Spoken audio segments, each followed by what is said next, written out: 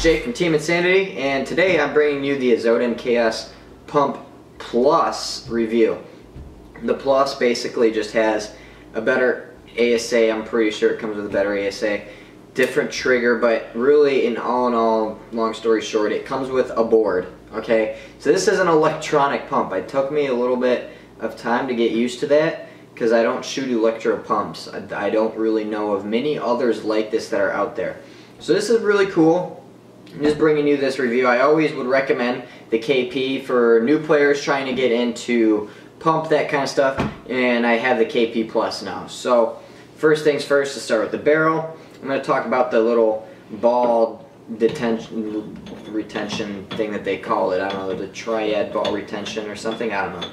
And really, it's cool, but it doesn't really work. I mean, I don't know, I haven't really seen much of an effect off of it, to be honest, to where I'm just like, yeah, definitely buy the Azodin KP pump because it has the cool Triad ball retention system barrel thingy. But if you guys don't know what that is, long story short, what they did is they milled out, or they cut like this little circle around here, and they cut 3 different slots, 3 different holes. That's why it's called Triad. There's 3 and they put like a rubber band or an O-ring or something off of it. Believe me, it's there. You won't be able to see it on camera because it's black on black, and it's impossible for me to see it from right here unless if I look at it from the side. But what that does is that the O-ring that they put around it, it's a tight O-ring, so it goes through the slots, so it hangs down like on the. So here's a circular barrel, okay, and then you have like this little thing like right here.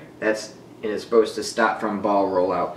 It's just an O-ring that sticks down a little bit in the barrel, and it's supposed to catch on the balls so it doesn't roll out and make you have bad times. Because if you guys play pump, especially with like a Phantom or something like that, yeah, I mean, you guys have seen ball roll out, and it sucks, believe me. So, but I mean, like I said, I don't really see that much of a different effect on it, to be quite honest with you.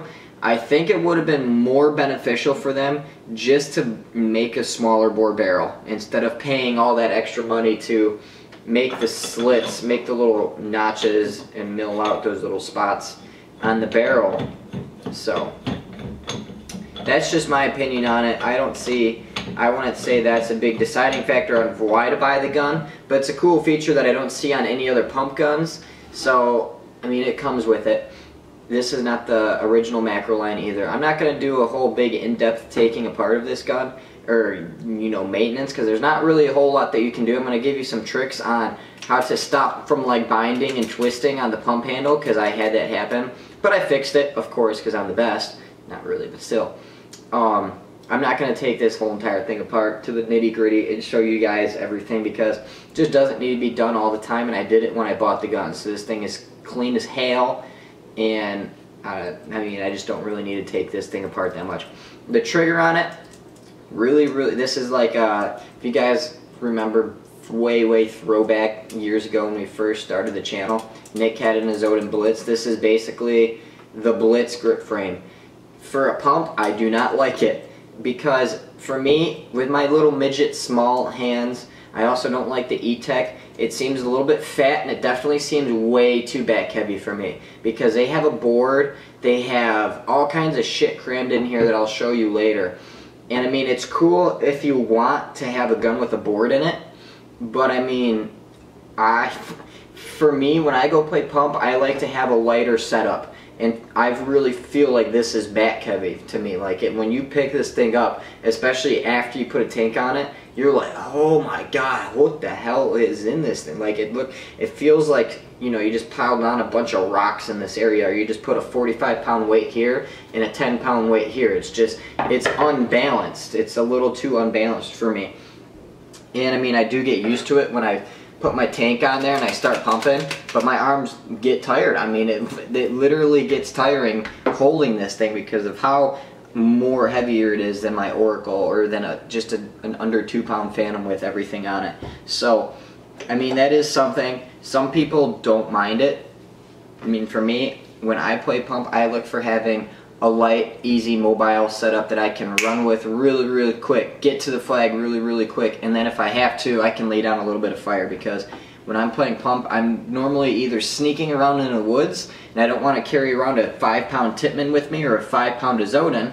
So, you know, if I'm sneaking around in the woods, I don't want to be carrying this thing, or have to have it slung on me like how Jacob used to have a sling for his Tippmann because it was so heavy, and he had bitch arms back then, so he couldn't carry it. And he used to have a tripod and all this other shit because my name's Jacob and I can't hold a Tippmann A5. So, with that being said, I like to have things a little bit lighter, but it is what it is. I mean, it's alright. The ASA, it's nice. I don't mind it. It's just a little simple screw on-off ASA, screw you on-off ASA, yeah, and it does come off. I mean, it's a pretty basic ASA. The only thing that I do notice is trying to turn it off, I guess you can say, or trying to turn it off, it is a lot harder, especially if you have like some greasy hands or oil all over your hands. That's just me. It kind of seems a little bit hard to really be cranking that thing down. So the board, like I mentioned, it does come with a board. So I turned it on, yeah. So there's a red and a blue light at the bottom. For you to get this thing to fire, it took me a little bit of playing around to get to it. This is safety mode, so here, I'll even cock it for you. I'll explain how it works later, but I mean, I'll bring the camera in a little bit closer, but there's a little micro switch thing, like right here, that is what operates all this. So if I pump it back all the way, let me turn off the safety, just to show you that the safety's not on. So if I pump it back all the way, it won't fire until it stops short stroking, so it won't fire basically all the way. So if you pull your trigger right here, if I were to pull it on my Oracle, I would short stroke and chop a ball, anything like that, or on the old autococker that Travis has, and that stops it. And when it returns, it activates the micro switch on the board. So if I pull it back, see, I'm a little bit halfway, and it really does not activate until you're all the way forward. So that's really cool for auto trigger, for when you're auto triggering, because, you know, if you don't have it tuned right, or if you're just trying to go really quick and you don't have an auto trigger, like me on my Oracle, I can put one on there, but I don't know, I'm anti-auto trigger. Sometimes I just don't like it. You know, sometimes when you really start pumping and you get into the groove, just like what I did right there, sometimes you miss something. I don't know, it just doesn't, it just helps you out a little bit from short stroking and that kind of thing. It's cool. It doesn't stop you from double feeding. You can definitely double feed, but I mean, it's cool. It's a cool little feature, I guess, and it's cool to get into pump. It is, I feel like it's a cheater's way, because, you know, for you to learn, you definitely have to, you know, scar yourself, I guess, and really like fuck up when you need to make a big move, like what I did with Travis's gun. I moved all the way to the death bunker in the middle of the field, and I short stroked and had to take the whole entire gun apart when I was getting shot at. And since then, I make sure that I don't short stroke, and I take my time with my pump strokes, and I don't half-ass it or anything like that. This, you can definitely half-ass it, even though you can double feed, but, you know, on other guns, there's no half-assing. But if you're for the lazy, Jacob, but if you're like lazy, and, you know, this gun is absolutely perfect for you. And the other cool thing is that there is a board, so there is modes. So you have to turn it on safety, you hold down the top button, and all of a sudden, well, maybe you hold down the bottom button, yeah. You hold down the bottom button, and the bottom light flashes. I'm going to change it to purple. This is my favorite mode. This is the funniest mode by all of them. Nick and I were laughing at this when I got it. Purple mode. So, this is pretty cool. This is on purple mode, safety's off. You cock it back, and, no, see? I don't touch the trigger. I don't know, I just think that's pretty cool. You don't even have to use the trigger. It's even more cheating. It's just an auto trigger, I guess. I don't know, I just think that's pretty cool. And then there's also one other mode where there's no auto trigger. I'll turn that on for you. It's the green mode. And then it'll just flash. You just hold down the bottom button, the light will start flashing. You hit it for whatever mode you want to go to. And as you can see, there's no auto trigger. So, oh, it's on safety. But see, if I hold down the trigger, there's no auto trigger. So, no auto trigger. I don't know, it's cool. I don't mind it. I normally keep it on the blue mode, which is just normal firing with the auto trigger. There's also eyes off, I guess. I don't know what to call it because there's no eyes, but there is. If you hit the bottom button and get it out of safety, so it'll go to green. If you get it to go to green, you hit the top button again and you get something like eyes off. I don't know what to really call it. So as you can hear, there's a little switch in there that's moving and hitting up against the lug and the valve and everything that, you know, essentially makes the gun fire. So I don't know, I guess you can sound cool before the game, be like, hey guys, gotta turn my gun off ramping like I always do. But I don't really know what it is because it really doesn't do a whole lot, because I'm still pulling the trigger and it still won't let you activate you shooting. So I don't know, I don't really understand the point of that mode to be, or that spot, to be honest with you. I don't really know. This is all a learning process for me. It normally also doesn't come with this style of feed neck. This is a clamping feed neck. It's an upgraded feed neck. Pretty cool. So, also has detents. That's really, really nice that Phantoms don't come with. It comes with some nice detents, and I will show you. I'm going to bring the camera in and I'll show you one cool thing that I like about it, with the detents and everything. Alright, so what I'm going to do is I just want to show you guys what I'm talking about with how much shit is crammed into the back. But yeah, the grips aren't like nothing terrible. I mean, the grip frame is just kind of fatter. And this is what I'm talking about, how much crap is crammed back there. That there's just so much, there's so many wires, and when I open that up, it definitely doesn't look like my DM. I'm like, holy crap, they crammed a lot of crap back here. And they really did. This is where all the weight of the gun is, back here with the battery and everything, basically everything else with the board. I mean, it's all right here. There's no balance throughout the gun, and it's all here. So that's the only thing that bothers me, is that it seems a little bit thick in the back and a little back heavy. But I mean, for the price that you pay, can't really complain. So I'm going to turn off the board. And what I'm talking about, actually I'll turn it back on. What I'm talking about with this gun is right here, is that there's a little micro switch right here.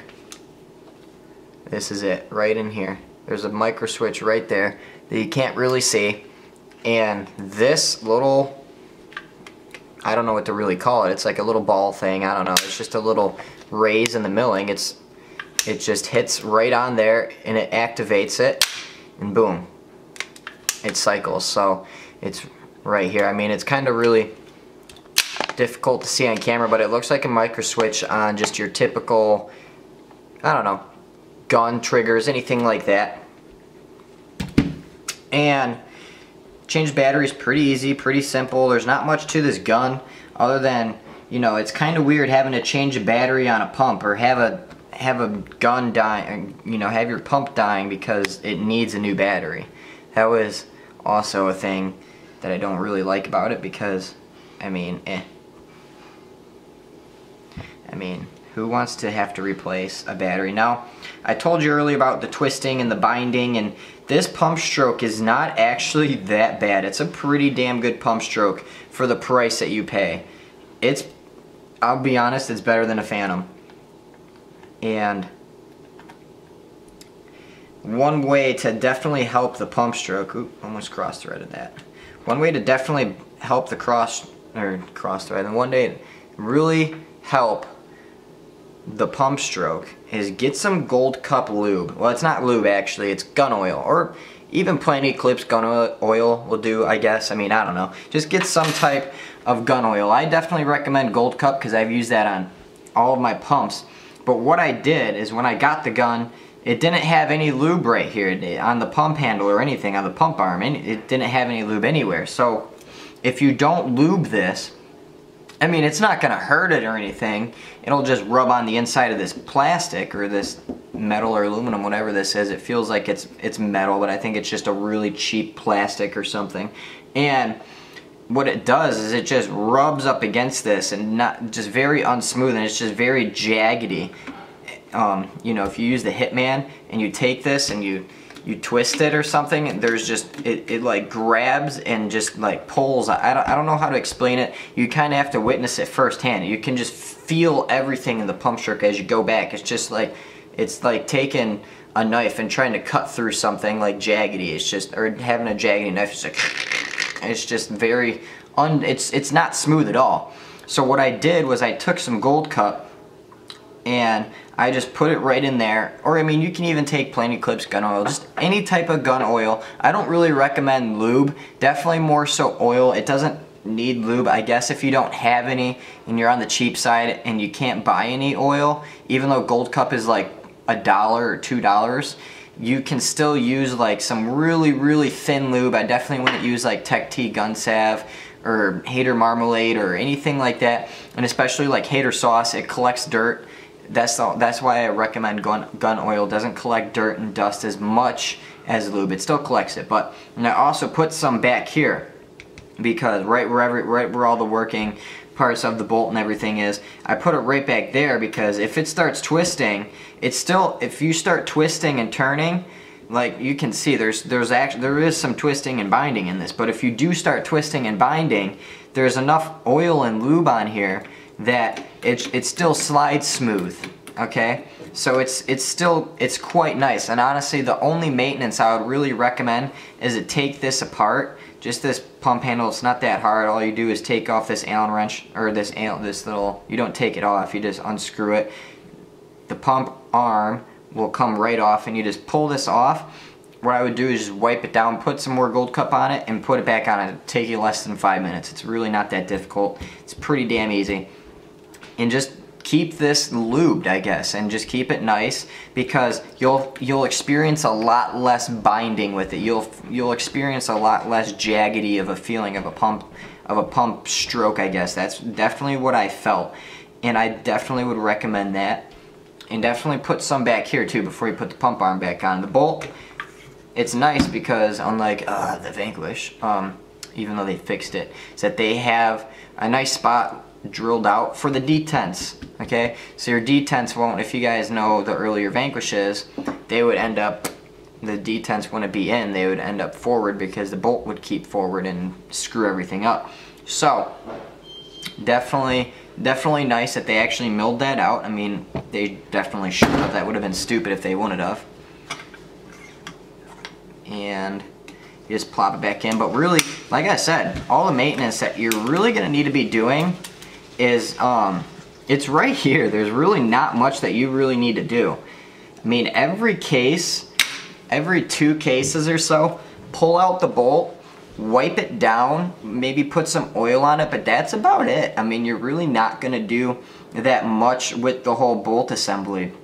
But definitely more with the pump assembly is what I've seen, because you have to think about it. This is moving.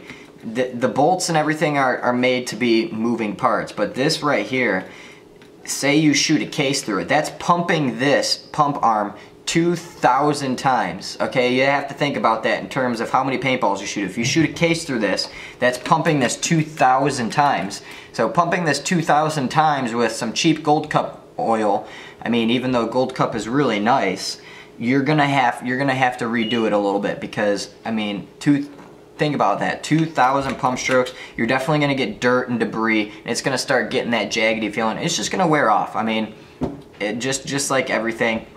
So that's the majority of the maintenance that you're gonna have to do. You really don't even have to take this pump arm off. For the lazy, you just take the Gold Cup, you put it on there, and you just move it back and forth like that. It's pretty simple. I don't have any left with me, actually. I used the rest on this gun. I didn't have much left, so unfortunate. But yeah, that's really, there's not much maintenance that I would really recommend. I tore down the reg. The reg is basically, it's pretty damn easy. There's not much that you can really do with this gun at all. Just like I said, the biggest thing I stress on, if you want to get the best pump stroke feeling that you definitely want to achieve is, you know, lube up your pump assembly. You should be able to achieve the smoothest pump stroke you possibly can. So let's take out the camera. There's really not much maintenance to do on this, so let's take it out. And now what we're going to do is we're going to do the conclusion on it. Alright, so overall, I really do like this gun. For me, it's just really not the pump for me, to be honest with you, because it's a little bit, feels a little bit heavy for me. Even though the pump stroke is really, really nice. the pump stroke is better. It's probably the best for the cheapest gun I've seen out there. It's better than the Hammer 7, it's better than the Tracer, it's better than the Phantom, and that says a lot about this gun. So that's one thing that I really do like about this gun, is it does have a really nice pump stroke. It does have cool modes there, if that's the kind of thing that you're into, but it's not really my type of pump gun. I mean, if you want one, I suggest that you can get one and try it and see if you actually want one like this. I mean, it's whatever. It's just not really the gun for me. I don't know. I used it. I liked it. And yeah, that's about it. There really isn't much that I don't like about this gun. The only thing is that I see is that it doesn't have a very long range of shot. Like I saw, you know, Nick with the Phantom and Jacob with his other pump, or basically anyone. They were out shooting this thing. It was going to, their balls were going a little bit farther, and I was chronoed at the same speed. So, I mean, what can you expect off of a cheaper gun, though? I mean, for what you pay for, you get what you get. I mean, it's a pretty good, damn cheap pump gun, especially if you're looking to get into it. These things go used for cheap, so go ahead, pick one up if you're thinking about it. I really don't have much bad things to say about it. It just doesn't get the range, but I mean, it's just not for me. I don't like the back heaviness. I don't like the feel of it. But other than that, a lot of people really do enjoy these guns. It's just not my personal favorite. And that's what's cool about paintball, is you can try other things that are meant for you, or your personal favorites. So thanks for watching, guys. Hope that helped out with the Azodin KP+.